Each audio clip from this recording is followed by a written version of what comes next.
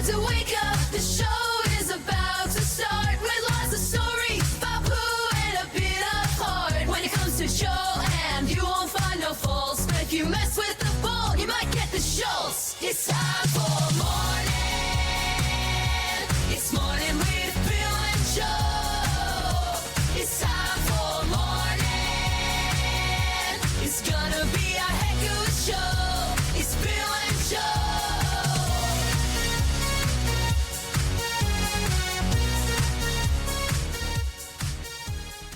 Hello and welcome to Mornin with Bill and Joe. I'm Joe. I'm Pope William I. But I think we discussed the fact that my mom wanted me to be the first American Pope on our last show. Yeah. And since then, not only do we have an American Pope, sadly it is not me. No. But Joe, what's the fun fact that you know about him already because of me? He's a White Sox fan. Yeah. That's kind of insane when you think about it. That means that there is, like, I would say of the billion plus Catholics in the world, there is a large amount of that billion that are not even aware the White Sox exist. That changes now. Wow. This is what we need, Joe. This is what we need. I mean, it will be a really good, I don't know if you want to say experiment, research. I would have to imagine that if the White Sox are the Pope's favorite team, that he is therefore praying for them. So we will see if prayer works. We'll see. That actually sounds even more cynical than me, which I'm very impressed by. But they've found footage of him at the by the way, I don't know how he could afford tickets on a man of the cloth's money, but there is footage of him at the 2005 World Series that, of course, the White Sox swept the Astros in. So it's pretty cool. I mean, it's like, honestly, I haven't felt like this since Obama was running. And I not only realized, oh my God, he's got a chance, but holy shit, the most powerful man in the world is a White Sox fan. Little good it did us, but still, this is amazing. We're the second team in the second city, and now this. It is great. I love how that is the one thing you're fixating on, and not the fact that, like, Catholic Church, after losing, the head of the church, finally now has someone. No, it's all about you and your silly, silly ball team. I'm a little surprised. You're surprised? I know. Why should I be surprised? Yeah. You're right. I actually was surprised by the fact that they selected what felt like relatively quickly. Yes, and an American? Yeah, although I think I read somewhere that he gave his first address in 2 different languages and neither were English. Yes, he speaks a lot of languages. Yeah, which is so cool. So do the White Sox. Oh my God, I can't. They do. I mean, we're the teams are from all over the place. In the little research I've done, which is TikTok research, gosh, there was this one guy who made a video and he was like, I want to know what the Pope's Wawa order is, because the Pope went to Villanova. Oh, gotcha. I was going to say Wawa is not a Chicago thing. And that is Pennsylvania. That is, there are plenty of Wawas nearby. At some point, he had to have gone. And this guy is like, did he get a gobbler? What sort of hoagie did he get when he went to Wawa? Which I think is a really funny idea. But I do think that especially Americans are fixating on this idea of him, ball game, going to Wawa, because American Pope, so we feel like sort of a kindred, but also like he has a history. Like all popes, they have a life before they entered the church. They, rose through the ranks. There's history there. I saw one video where someone was like, my mom is the Pope's old situationship from like years ago. I don't know. That's just like a small little thing I saw. Who knows if it's actually true. He would certainly not be the first Pope to not be a virgin. Back in the day when they were very corrupt, from, like Queen Elizabeth's time, well past that and well before it, they would have orgies and stuff like that. The popes were just as corrupt as possible. That's the reason why, actually, popes are the reason why priests now have to take a vow of celibacy, because everything was getting so corrupt. They're like, these guys can't marry. Or at the very least, that would stop it. But And then they would just be all they would just throw whatever money they got in Rome down the family line and everything. But situationship. But wait, okay, am I not clear as to what a situationship means? Doesn't that mean like Here's sex, what I think it means is there was maybe a flirtation or there was maybe a crush, and this is someone trying to get their 10 minutes of fame by saying they are, somehow connected to the most powerful man in the Catholic Church right now. I mean, I get bragging about it less for the fact that he's now the Pope, but more just because he's a White Sox fan. Because they recently did a study, and almost like 99.9% of every male White Sox fan has a huge dick. So I don't know if you saw that one, but that came out a while ago, and it's just like I'm clearly looking at the wrong news outlets because I haven't. I think it was on sciencealert.org. I haven't seen but yeah, it's a fact. So hey, but you know what isn't white? I cannot wait to see where this goes. Your skin, Bill, you are so tan right now. It's kind of ridiculous. Light. I don't look. Lauren has a lot of mirrors. I try not to look at them. How bad is it? This hurts a little bit when I do. Yeah, your face is a little pink, and then the rest of you is just back to your trying to show you the weather out there. Mocha leather is what I would call your skin. If I had to bottle up your color into a self-tanning solution, that is what I would call it. Not saddle? Or how about this? Old saddle. I get that a lot. I still want people to buy my product, so we would call it mocha leather. By the way, look at this segue. Mocha Leather, a great drag queen name. Okay, nice. And I, after our fun and unusual Saturday talk, although obviously it's coming out Monday or Tuesday as you see fit, I'm about to go, and Joe, you like nothing better than wordplay. Check this wordplay out. Drag and Fly Tours. Huh. You get it? Drag, one word, and then like fly. A dragonfly. Dragonfly Tours. But explain that to me. Is it a helicopter? What are you doing? It might as well be a helicopter with my drag queen tour guide because of how expensive the tickets are. We spoke of her last week. For those that didn't listen, fuck you, of course. Yeah. A friend of Lauren's, who's not my buddy, used to dance at the Moulin Rouge, local real estate agent. I convinced her, I'm shocked that she hasn't done it before, to go on one of these Dragonfly tours. And it's essentially a bus where you've seen these in New York a little bit. And I just randomly saw it when I was jogging one day, and I'm like, I want all of this. And it's a bus, and all the seats are on one side, and then there's a giant glass window on the other side. Yes. You have to do a bus in Palm Springs. Most things are not walking distance, and it's already 100 degrees right now. Yeah. And then your drag queen tour guide not only sings songs, but gives you all the fun history of Palm Springs. And that's what we're going to do very soon. And again, drag and fly. Come on, guys. That's great wordplay right Gosh, there. That is such a niche market, but there's a need for it clearly in Palm Springs. So good for them. Well, as Lauren always says, it's all about the gays and the grays in Palm Springs. So there is certainly a market here. Although I have to tell you, and even saying it, I'm realizing I'm sure we do have something like this. But I mean, I'm surprised I have not heard of a drag queen tour in New York. And perhaps, especially now that I've shaved, this guy.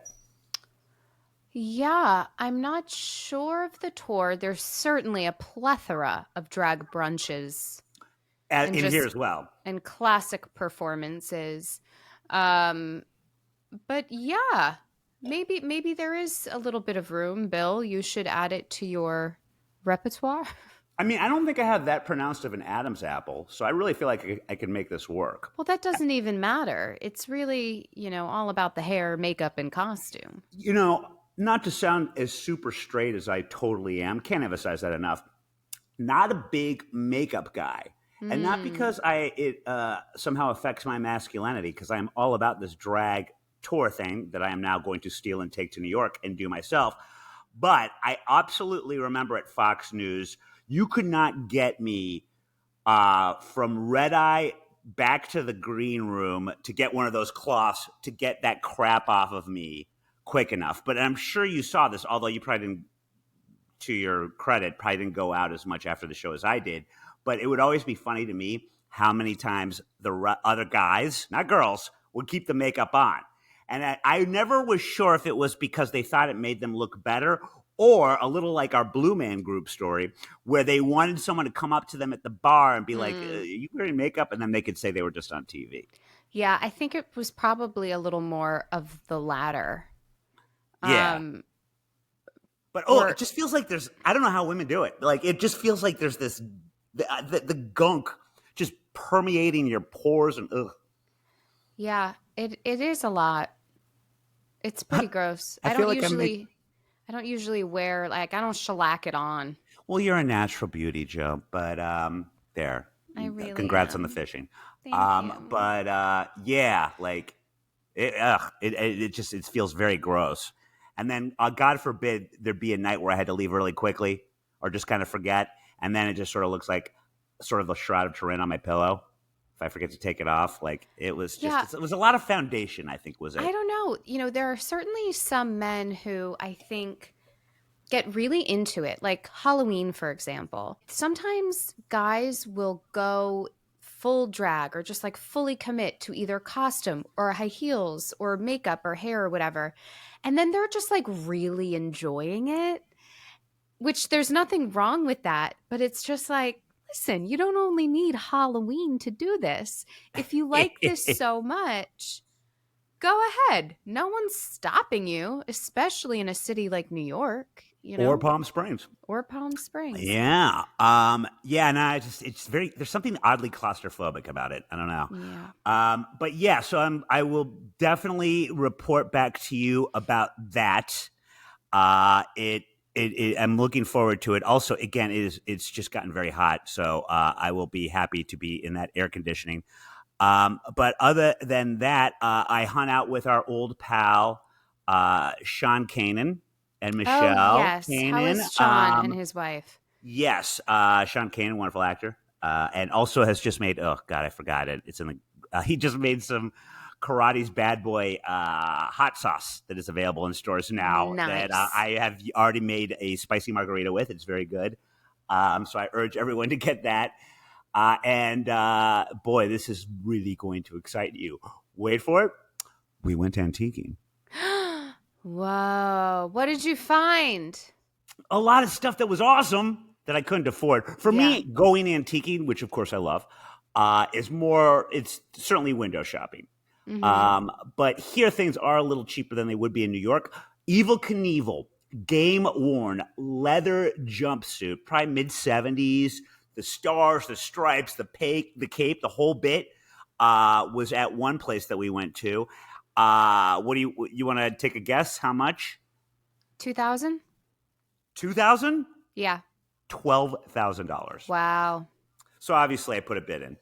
Yeah. You're waiting for that call. Are they going to call you? Yeah, I remember stuff here being a little less expensive than what I saw that. But yeah, we went to a couple places, and I was like, I got to tell you guys, even after about an hour or two, even Lauren, who does enjoy doing this to a certain extent, she cashes out, but they like it too. They were in it to win it. We did it for quite some time. Yeah. You know, my issue with antiquing is I tend to find the places that say they're antique stores, but really they've just collected everything from a hoarder's residence. You know, like they somehow from an estate sale acquired just all the crap that someone accumulated over the years that isn't actually of much value. And so then you're like, oh, I'm just looking through a dead person's crap. A buddy of my dad's does that for a living. And it's exactly what you say. It looks for the depressed real estate, makes the aggrieved widow or widower a deal to just get everything on rebate, and then off it goes. Yep. Yeah. And the issue is you then have people who have these incredible stories of like, well, I was sifting through a pile of junk and I stumbled upon this heirloom or this valuable coin or piece of jewelry or something. And it's literally like a needle in a haystack. But for them, the sport is the search. You I know, guess they so. enjoy wait for it. They enjoy the journey. Yeah. Yeah. No, I want the full-on destination right here, right now. I don't That's want very no you. journey. That's very you. But Yeah. yeah, I mean, there's not a whole lot here I can afford. But I mean, there's this one place that's almost walking distance from me right now, and it's just 3 floors. And Oh. you know, they got like World War II stuff and like old menus, which now I think I want, but they're a little expensive. Okay. And like old menus of like cool places that like were hot spots in New York in the 60s, stuff like that. Oh. One of them was Lily's, which is referenced on my walking tour. Johnny Carson used to get very drunk there. But and I did get Lauren this because it was cheap. Check this out. I don't know if you can see it very well. And it's like there was a bigger poster that was cooler looking, but Wait, put it right in front of your face. I can't see it. but I couldn't afford it. I don't know if you can see the whole thing. Palm Springs what does it say? Weekend? 1962. I just watched the trailer on YouTube. I've sent a picture of it to Lauren. Of course, she loves it because everything like is very of the area that she has on her walls. But yeah, it stars not Dick Van Dyke, but indeed the lesser known brother Jerry Van Dyke, and he's like the comic foil, and it's all these kids swinging and just behaving terribly by 1962 standards in Palm Springs for a weekend. You know, it's a very literal thing. But it also stars Troy Donahue, and I like this part too because he sings for the first time in the soundtrack that they're urging all the hip kids to buy. Troy Donahue famously was very much a pinup love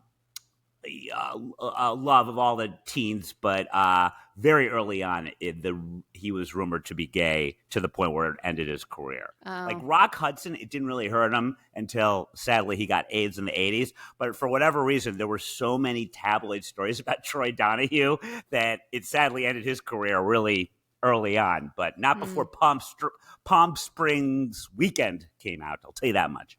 So you're saying Lauren bought that? No, I bought that for her so she could put it on the wall. Oh, I see. What if she's got a lot of kitsch. What if she doesn't want it? She acted like she liked it. Oh, okay. And she's not that good of an actress. Hey, I'll be the judge of that, okay? She's only ever played reporters. Although, come to think of it, you've got a lot of reporter gigs yourself. Yeah. Speaking of shows, last night Douglas and I I won the lottery to see the musical Gypsy. You've been winning that a lot. I know. I'm really lucky. What can I tell you? You're not. To see, so Audra McDonald is starring in Gypsy, playing Mama Rose. She's been nominated for a Tony. Yes, that does sound familiar. So we won tickets. Now, usually lottery tickets are like $40 or $50. These were almost $70. So 2 of them, it's like almost $140. Wait, but you didn't pay that, right? You got the deal because you won the lottery. Yeah, the deal is $70 per ticket. Dude. These tickets are going like for crazy amounts of money. Anyway, so Douglas and I are having dinner in the city beforehand, and I get an email that she was not going to be in that night's performance. That sucks. And that her understudy was going on. Now, me, as an understudy, I am a huge proponent of understudies. But it did say in this email we could get our money back if we wanted. And Douglas was like, honestly, we should get our money back. I agree. Because, again, these tickets are still not cheap, even though it is a lottery. I mean, for 2 people bucks. like us who don't make a lot of money at the moment. And so we're really only going to see her. We both know the musical. It's not like our favorite show ever. We don't know anyone else in the cast. So, yeah, I felt bad about it, but we decided to get our money back. But, we were then in the area, so we were like, let's just stop into box offices on our way, back to the subway to go home and see if we can see another show for cheap. Like maybe they just have some cheap tickets. They call them rush tickets. None of them had. And like the cheapest tickets at all of these places were standing room only for $45. You'd have to stand the whole show for $45, which is... I don't see you having an issue with that. I typically don't, but it's like I could win a lottery for any of these shows in the future and sit for $45. I'd rather do that. Yeah. Otherwise, the cheapest tickets were like $130 to $180, which is just, it's just kind of crazy to me. We want theater to be accessible to people, right? Like artists are supposed to want that, but it is a business. At the end of the day, these sure. producers want to make their money back, and they so rarely do. And then when you're casting celebrities in these roles, they're on hiatus from other projects. So it's a shorter time frame that you can have the show. So that's a shorter amount of time to make up the money. So they need to charge so much per ticket. I'm sorry if I've already been on a soapbox about this before, listeners, but well, you're it's short, frustrating. so the soapbox makes you look taller. Yeah, I'm short-waisted. We also all know this. Crooked spine and all. So yeah, it's well, it like, you know, frustrating. when stuff like when COVID would happen or other situations like strikes or what have you, and Broadway goes out, your little price diatribe reminds me of why I shouldn't be as surprised as I often am when news reports come out about how much Broadway is intrinsic to our overall economy, particularly as far as the tourism dollar goes, because with prices like that per ticket and the fact that on some days they do 2 shows and it's pretty much every day but Monday, yeah, that makes sense. I can see why this is such a big part of the economy. Yeah. And you know, the people then go to dinner or get drinks beforehand or afterwards, or they're taking a car to get to the theater. It's not just the theaters itself. It's like tourism and everything that encompasses a night at the theater, which I think is a lovely thing and everyone should do it. But it's like, you know, when you have to save up so much for it. And that's also why, you know, some people get mad at reviewers when they're harsh. But if people are going to shell out a ton of money, they better know what they're getting into. Exactly. Like they should hear from, and a lot of these critics have experience. It's not just like Bill going and reviewing a show. It's people who know the industry and talent. I have opinions. You do. That are valid. By the way, whom? you know what I missed tonight? What? This literally happened. I got to stop saying literally. I'm trying to get that out of my verbal crutches. Yeah. This happened right before I got onto our old Riverside. I've never hated Sonny the dog, who I'm doggy sitting more than I do right now. Sonny, come over here. We'll give you a cameo. Fucking Jim Downey, a buddy of mine that is a legendary head writer on and off for like almost 50 years, Saturday Night Live, just texted me asking if I wanted to go tonight. Walton Goggins hosting. And I was like, honestly, Wait, to the I would taping? not be taking care of this stupid dog if you had just told me even a week ago. Yeah. And talk about free entertainment, right? Yeah. And then the party afterwards. Oh, I'm already. It hasn't even like washed over because like Downey rarely goes to this stuff because while in wonderful shape. He's lost a lot of weight recently. I'm very happy for him for that. He's an older guy, spends a lot of his time in Cooperstown, New York. He rarely ever does this stuff. He's rarely in town when it happens. And motherfucker, that would have been a great one. And I want to see Walton's, what I believe to be full veneers. His teeth are weird. You think so? You don't think? I never used to notice this stuff. I notice it now. Yeah, I think I just haven't thought about it. Take a look. They're weird. They are teeth that do not fit his face. Okay. Yeah, but you know what? That's the thing now in casting. People with weird teeth are. His girlfriend in White Lotus. I know. Yeah, I think she's hot. Well, we'll see too if he makes any reference to she got upset when SNL did a sketch about her. That's a good point. I forgot about that. So, but also, I felt you know what pissed me off is that Sarah Sherman, who I normally love. She did, don't quote me on this, but I believe she made some sort of reply of apology and stuff like that. No, that's not how it works. I'm sorry. Saturday Night Live makes fun of appearances. They make fun of peccadillos. They make fun of anything that's make funnable. You know, maybe she was born with those teeth, but honey, if you really are that offended by people making fun of your teeth, fix them. I don't know. You can afford it. Like, give me just the sensitivity. Ugh. Yeah, I mean, I can't say how I would feel in that scenario. Well, you're perfect, Joe. What I could people make fun Well, of? I just think I would be so happy people were talking about me. Like I've made it. Like you've made it Yeah, if you are the sketch on SNL. So no kidding.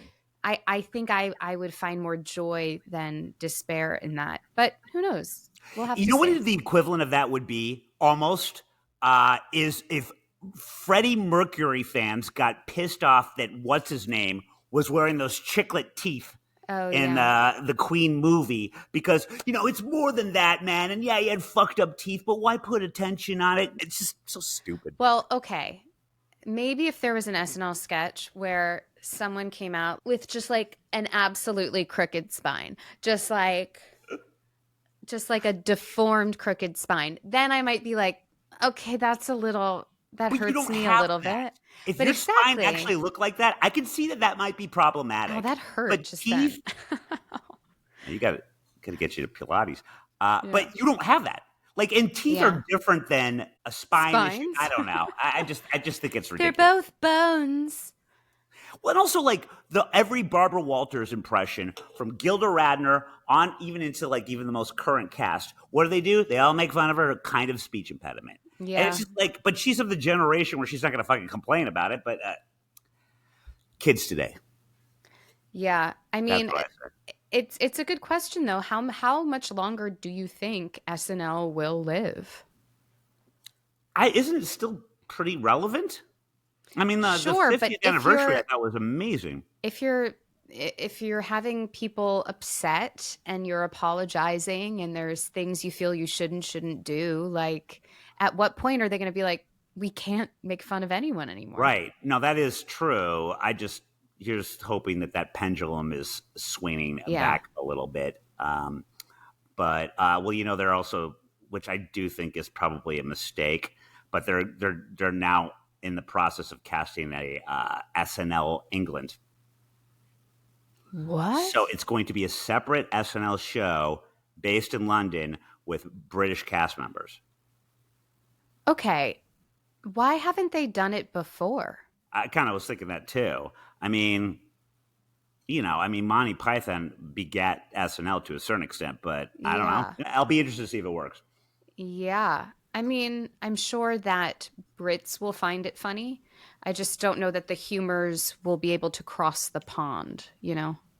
Yeah, I mean, look how many sitcoms we've taken from them. I didn't know until Yeah. recently that Three's Company was originally a British show as well. Really? Forget about stuff like The Office. Oh yeah, yeah. There's a lot that I was surprised to find were originally British shows, but the flip side being they had their own friends after our friends. Yeah, they take from us a lot too, and in this case, they're taking our sketch show. But yeah, Yeah. I'll be interested to see this British Um, machination. I think I've said I've tried several times to watch The British Office because I love the American version so much. One, I could not understand a thing they were saying. I know my accent work is bad, but apparently I can't hear in an accent either. I would have to watch it with subtitles. And also, I didn't like the characters were mean. Like Jim Halpert was just mean to other people, and maybe that's a part of the British humor is it's just like punching down a That's hard. bit. But Yeah. I didn't care for it.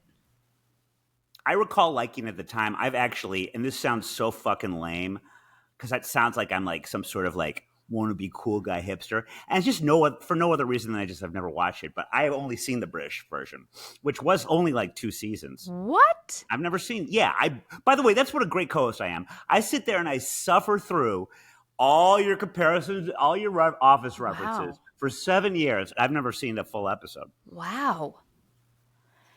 I mean, you like Modern Family. I think you I would think I would like, like it. I just haven't. It just hasn't happened. you I know, mean, The I'll Office see. I'll see an walked. Office marathon, and I'm like, up. Now I should indulge, and it just The never happened. Office walked so Modern Family could run. I mean, The Office was doing those interview style segments within the show, Oh right? Like yeah. Modern Oh Family no, does I know. that. No, I know. And look, I'm So, looking for anything that's going to make me feel less awful. So I'm sure Yeah. I would like The Office. It just hasn't happened yet. I'm sure I would like Parks and Recreation. I know so many people love that one, but I just haven't watched it. Never have. I think you should start with Parks and Rec, actually. It's a lot of fun. Is it better than The Office? I don't know if it's better. I just think you'll find it funnier. Well, Midwest. I like that. Yeah. Something I am watching, speaking of Steve Carell, is 4 Seasons.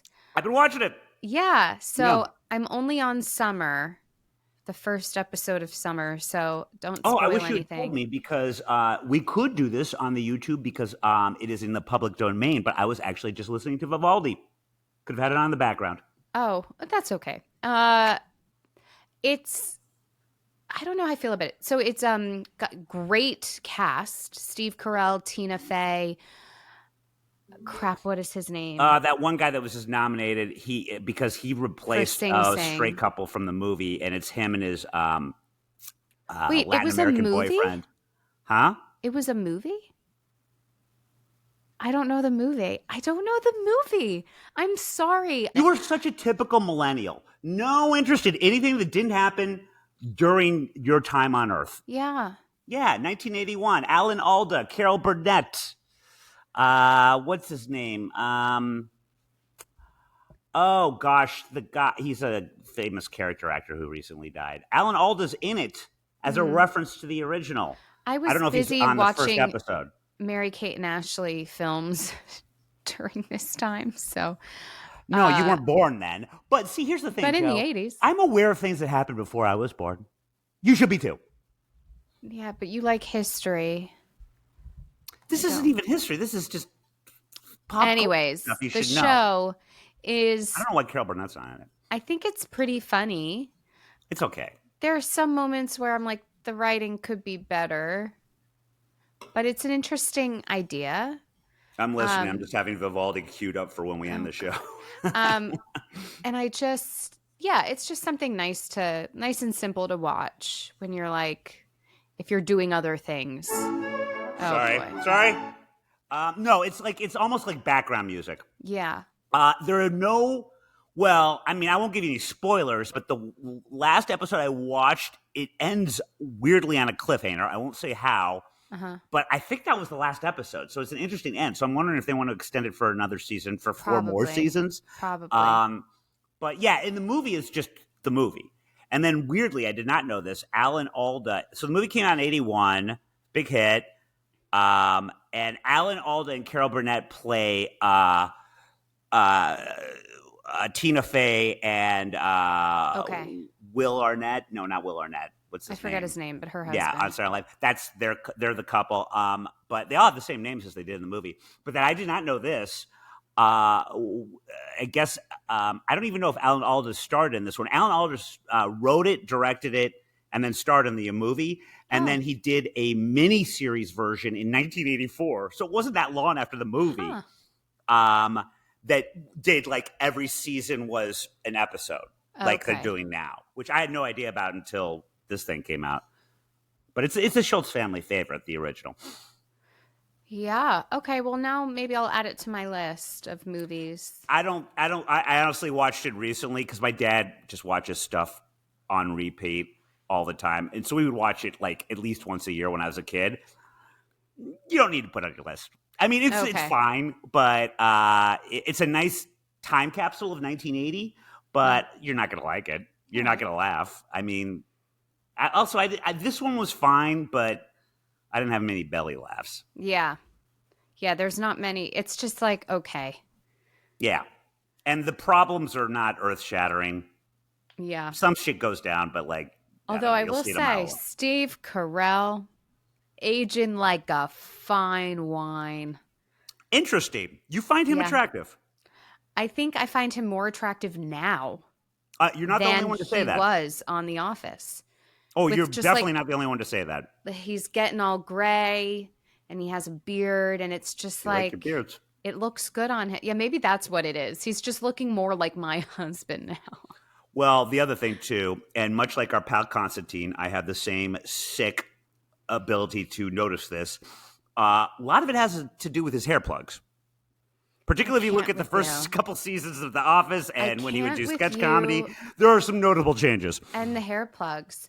It's your obsession with it is what is bothering me the most. I've never been bothered by the hair plugs. As a woman who has worn hair extensions for so many years of her life, I don't care if you decide to do a little extra. And if I'm you not don't bothered even by it, but even if I'm you don't want compelled to to talk notice about it. it. Okay, Hmm? you can notice it, but like you can also notice that they have millions of dollars, or you can notice that, you know, they've lost weight or put on weight. But it's like you're very proud of yourself for noticing something that most people do notice and just don't give a shit about. No, they don't. Not like I do. Well, also, I don't know. I've always had a really great ability to figure it out. Well, you And know also what? Put see it on even. your resume, Bill. Do you think that would help? It might, honestly, these days. Put whatever you can on there. Ugh.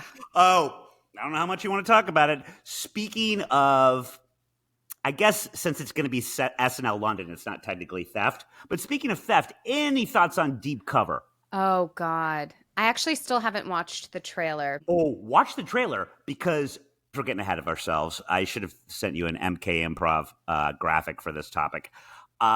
Obviously, two independent ideas can happen at relatively the same time. I Yeah. will grant everyone that. This is unreal, though. Yeah. Like fake episodes that we did on Morning, and basically we sort of happenstance with our own Mike Baker, former CIA operative, idea he's like grizzled vet of the CIA, stumbles into an improv thing where Joanne is acting and realizes that perhaps she might be an interesting recruit, and comedy ensues. Dude, like this is in the trailer, Is and he that- is this grizzled guy, and Damn. it's like the stuff that we acted out on TV is in the trailer. And the only difference is there's 3 improv comics, not just one. But it's the whole thing is this, like across the board. So then, okay, so it makes me wonder. Oh, You know, go on. I'm listening, but I'll tell you Baker's reply. I don't know if I said it to you. these projects are years in the making, right? So We've who been doing this knows? for years. Sure, of course. But then, right, your immediate instinct or response would be, I should have done it. Like I should have actually followed through Right. and made this a real show and pitched it to someone. However, I'm almost happy I didn't, because imagine I did all of that work and then this is the one that came out. That's a good point. So Spoken I like a don't true know. lazy person. Thank you to Matt Smith, aka Five Fan, for bringing this to our attention. Yeah. Or maybe no thank you, as far as how angry I am. But I said to Baker yesterday, I guess, check your email. Amazon Prime, pound for pound, straight up stole MK Improv. Baker's reply, nothing surprises me anymore. I saw that the other day when Five Fan posted it. They changed the premise just slightly. If we were wealthy, we could litigate based on all the video of us plotting and planning and talking about the show. And of course, my reply is, I'm still in. And also, Baker's kind of rich. Yeah. I mean, we've got the evidence. But in true Baker fashion or verbiage, he doesn't have a dog in this fight. So, or he doesn't want to have a dog in this fight. He basically trademarked it. Didn't he, or was I supposed to mail it to myself? No, But- he did that. I don't know that he actually did. Didn't he I think say he he was did. thinking? Oh, So, I mean, I don't know. Hey, look, I'm looking for any money-making opportunity I can find. I mean, yeah. Why don't you go find in Palm Springs in a grocery store a puddle of water on the floor and lay next to it and cry out in pain? Well, but this seems like more legit. Although I don't really, there's no love lost with any of these stores in Palm Springs. I don't mind screwing a mom and pop joint. Yeah. But this is our creative property, I feel. But yeah, very upsetting. It's insane. All right, I'll check it out. I'll add it to my list of stuff to do. All right, well, Bill, have fun on your Dragonfly Good memory. tour. I will give you a million updates, of course. Please don't try to out tour the tour host. I Okay. can't. I don't know that much about Palm Springs. Otherwise, that would be a concern. Yeah. What else I was going to say? Oh, yeah, and May 16th, everyone, I'm coming back just for that, although I should have come back earlier for SNL. Bowery Boys Walks, go find the Turtle Bay Tours. I may be in drag. How about that? If this goes as well as I think it will today, I think I'm finding a new onus as far as my Turtle Bay Tours. If you find that this host makes more tips than you usually do. She charges a lot more. Then I could see you 100% dressing in drag just for the tips. 1,000%. Yeah. Like, is that, I can't believe that you think that this is some sort of original idea. Like, that's almost like You've me already bragging, not thought the hair about plugs it. that you just came up with. Yeah. Yeah. All right. Worst part of the show. Go ahead.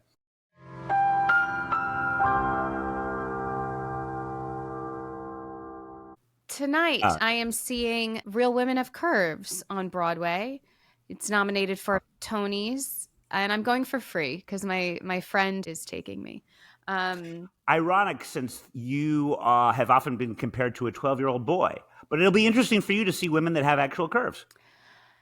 Yeah, I feel a little left out of this show. I got to be honest. I'm apparently not a real woman, but that's okay. You're an adorable little girl. I'm a slow Loris, I have a and that's recommendation okay. that Lauren has got a bunch of books here, and I've been lazy and not doing any work. But I'm finally reading The 90s by one Chuck Klosterman, who I tried to get on Mornin a couple times, but it's really good.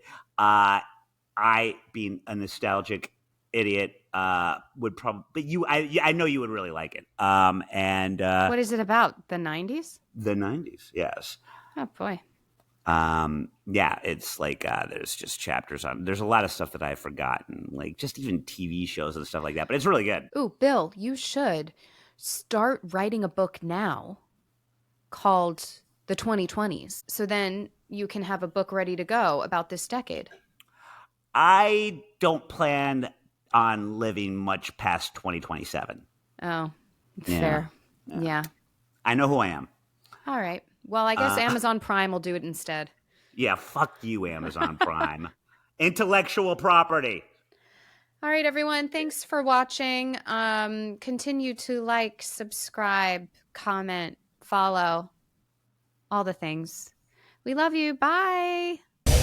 I'm sure glad that's over. That's all for this episode of Mornin with Bill and Joanne. I wasn't even listening. I was listening to podcasts. Shut up, Bill. Subscribe to the show on Apple, Spotify, or anywhere you get podcasts. Yeah, I wasn't listening either. Very nice, Joanne. Touché. For videos of this and other episodes, go to @MorninBillAndJoe on YouTube. Bill, put the sword down. Run, Joanne, run! Like, subscribe, and turn on notifications. We would do it for you. Okay, that's a lie. I never liked your show. Sorry, wasn't listening. See ya.